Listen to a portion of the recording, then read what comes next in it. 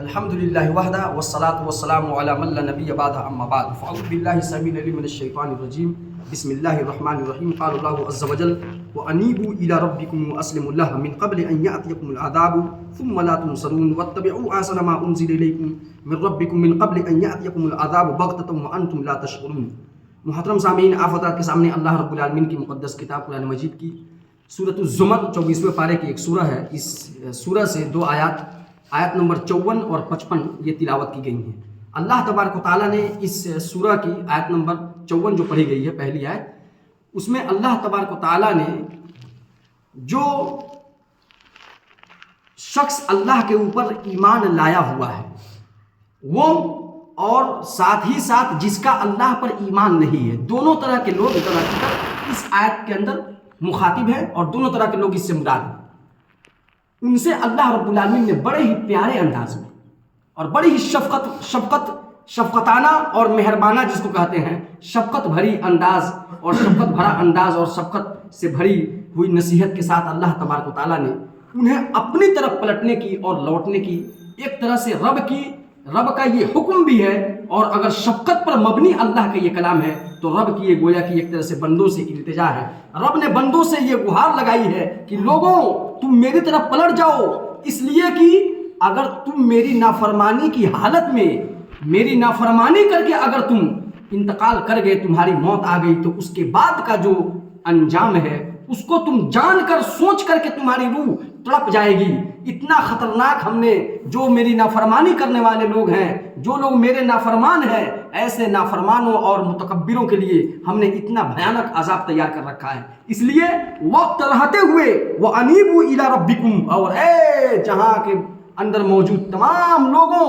تم اپنے پروردگار کی طرف لوٹ جاؤ۔ یہ لوٹنے کی بات کس کی طرف ہو رہی ہے؟ ربکم کا الفاظ اللہ نے استعمال کیا ہے اپنے لیے۔ یہاں پر جو صفت رب نے استعمال کیا وہ رب کی صفت ہے، اور رب کا معنی ہوتا ہے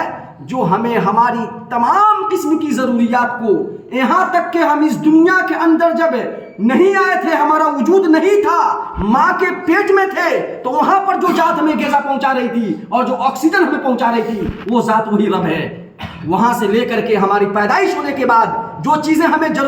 ضرورت کی تھیں، ہمارے لیے رب نے ہمارے والدین کے دل میں ایسی رحمت اور ایسی محبت ہمارے لیے ڈال دی کہ ان کی پرورش میں، ہم نے ان کے آگوش میں ہماری تربیت ہوئی، ہماری پرورش ہوئی۔ اس کے بعد جو ہم بڑے ہوئے بہر گئے، اس کے بعد ہمارے اندر سمجھ بوجھ کی صلاحیت، یہ سب رب کی عطا ہے، سب رب کا یہ دین ہے، رب کی مہربانی ہے، یہ اسی رب کی ہے جو رب ہمارا رب ہے، جو اللہ ہمارا رب ہے۔ اللہ نے کہا اسی رب کی جس کی پوری نعمتوں میں تم ڈوبے ہوئے ہو، پیدا ہونے سے پہلے، جبکہ تم پیدا بھی نہیں ہوئے تھے، تم ماں کے پیٹ میں تھے، اس وقت سے لے کر کے اور تمہاری سانس جب تک چلتی ہے اس دنیا کے اندر، اپنے آخری سانس تک تم اس رب کی نعمت میں ڈوبے ہوئے رہتے ہو۔ اس رب کی طرف پلٹ جاؤ، اس رب کی طرف آ جاؤ۔ وَأَنِيبُوا إِلَىٰ رَبِّكُمْ، اور اے لوگوں تم اپنے اس رب کی طرف پلٹو، وَأَسْلِمُوا لَهُ، اور اس کے لیے اپنے آپ کو جھکا دو، سرنڈر کر جاؤ اس کے حکم کے سامنے، آنا کانی نہیں، تکبرانہ انداز نہیں۔ جب تم سن لو کہ اللہ کا یہ فرمان ہے، رسول اکرم صلی اللہ علیہ وسلم کا یہ فرمان ہے، تو وہاں پر اپنے تمام لاجک کو وہیں پر دھرے کے دھرے چھوڑ دینا، اپنے تمام ذہنیت کو، اپنے تمام افکار اور نظریات کو، اپنے تمام طاقت و قوت کو وہیں پر چھوڑ دینا، جب یہ جان لینا کہ اللہ اور اس کے رسول کا یہ حکم میرے اس عمل کے خلاف جا رہا ہے، اللہ اور اس کے رسول کا حکم یہ ہے اور میرا یہ عمل اللہ رسول کے حکم کے خلاف میں یہ کام کر رہا ہوں۔ جب یہ پتہ چل جائے، وہ اسلموا لہو، پلٹو اور اپنے آپ کو تابع اور فرما بردار بنا لو اللہ کا۔ اسلم اسی سے اسلام بنا ہوا ہے۔ مسلم کسے کہتے ہیں؟ اسی اسلم سے لے کر چلا جائے گا اسلام، مسلمان ماننے والے کو اسلام، مسلم جس نے اسلام کو مانا ہی ہوتا ہے جس نے اپنے آپ کو اللہ کے حکم کے حوالے کر دیا، جس نے اپنی خواہشات کو اللہ کے حکم کے، اللہ کی شریعت کی تابع کر دیا ہو، رسول اکرم صلی اللہ علیہ وسلم کے۔ اور یہ حدیث یعنی اس آیت کی گویا کہ یہ آیت میں جو یہ لفظ آیا ہوا اسلم کا، اس کی تائید اللہ کے نبی صلی اللہ علیہ وسلم کی ایک حدیث سے بھی ہوتی ہے، لا یؤمن احدکم حتی یکون ہواہ تبعا لما جئت بہ۔ شاید کی سنن وغیرہ کے اندر یہ روایت موجود ہے، یہ روایت صحیح ہے کہ تم میں سے کوئی بھی آدمی اس وقت تک کامل مومن نہیں ہو سکتا، اللہ کے نبی جو فرماتے ہیں، یہاں تک کہ اس کی خواہشات میری لائی ہوئی شریعت کے تابع نہ ہو جائے، اس وقت تک تم میں سے کوئی بھی شخص کامل ایمان والا نہیں ہو سکتا ہے۔ تو وہ اسلموا کی گویا کی تائید اس حدیث سے بھی ہو رہی ہے، اس کی تفسیر کہہ لیجئے یا اس کا معنی اور وضاحت ہو رہی ہے۔ من قبلی، لوٹو اور اس کے لیے اپنے آپ کو تابع اور فرما بردار بنا دو اس کے حکم کے لیے۔ من قبلی، اس سے پہلے ان یاتیکم العذاب، اس سے پہلے کہ تمہارے پاس ایسا عذاب آ جائے۔ ثم لا تنصرون، جب اللہ کی عذاب آ جائے گی تو یاد رکھ لینا کوئی تمہارا کچھ بھی مدد نہیں کر سکتا ہے۔ رب کے عذاب کا کوئی توڑ ہو ہی نہیں سکتا ہے دنیا والوں کے پاس، کتنا بھی ایڑی چوٹی کا زور لگا دے، تہس نہس ہو جانا ہے، تباہ و برباد ہو جانے کے علاوہ کوئی اور چارہ کار ہو نہیں سکتا ہے۔ ہاں ایک ہی صورت ہے، اگر واقعی میں انسان رب کی طرف لٹ گیا تو یہی ہمیں اور آپ کو عذاب الہی سے بچا سکتی ہے۔ لیکن یہاں پر اس عذاب سے کیا مراد ہے؟ خاص کر کے رب نے یہاں کہا ہے من قبل ان یاتیکم العذاب، اگر دیکھا جائے تو اس عذاب سے، اس عذاب کا تعلق دنیا سے بھی ہو سکتا ہے اور آخرت سے بھی، کیونکہ جب عذاب الہی آتی ہے تو دنیا کے اندر بھی اگر کسی کو عذاب الہی آ جائے تو کوئی مدد نہیں کر سکتا، اور آخرت میں تو بہرکت وہاں تو اور بھی کچھ کوئی سوچا ہی نہیں جا سکتا، نہ تو دنیا کے اندر نہ آخرت کے اندر۔ ثم لا تنصرون، کوئی تمہاری مدد نہیں کر سکتا جب عذاب الہی میں تم گرفتار ہو جاؤ گے، پکڑے جاؤ گے۔ اس کے بعد رب نے فرمایا آیت نمبر 55 وَاتَّبِعُوا أَحْسَنَ مَا أُنزِلَ إِلَيْكُم مِّن رَّبِّكُم، اور پھر اللہ نے رب کا استعمال کیا ہے، یہ بار بار کیوں آ رہا ہے؟ الحمدللہ رب العالمین کیوں آتا ہے؟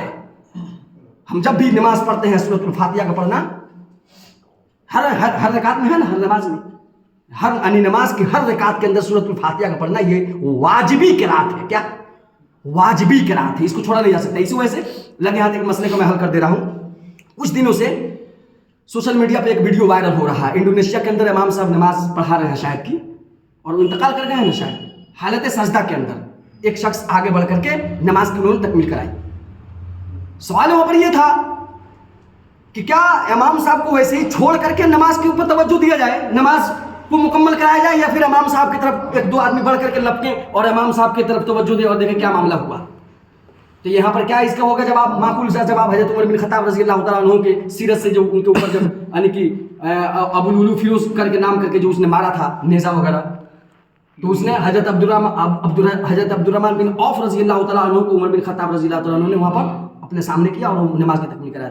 یہ ہے واجبی قرات کو وہاں پر ادا کیا جائے گا۔ جو اذکار ہے 3 بار اور 5 بار 7 بار پڑھتے ہیں سبحان ربی العظیم، 1 بار کہا جائے گا، یعنی نماز کو مختصر کر دیا جائے گا۔ واجبی قرات میں سورۃ الفاتحہ صرف پڑھا جائے گا، جو آدمی تکمیل کرائیں گے جتنا شارٹ ہو اتنے شارٹ میں نماز کو کمپلیٹ کر کے تب امام صاحب کی طرف توجہ دیا جائے گا۔ یہ ایک آپ کا مسئلہ تھا تو لگ یہاں جان لیجیے۔ وَاتَّبِعُوا أَحْسَنَ مَا أُنزِلَ إِلَيْكُم مِّن رَّبِّكُم، اور اپنے اس پروردگار کی طرف سے جو چیز نازل ہوئی ہے وہ سب سے بہتر ہے۔ یہ قرآن مجید اور اللہ کے رسول صلی اللہ علیہ وسلم کی حدیث، یہ دونوں سے بڑھ کر کے دنیا کا کوئی بھی کلام ہو، کسی کا بھی کوئی کلام ہو،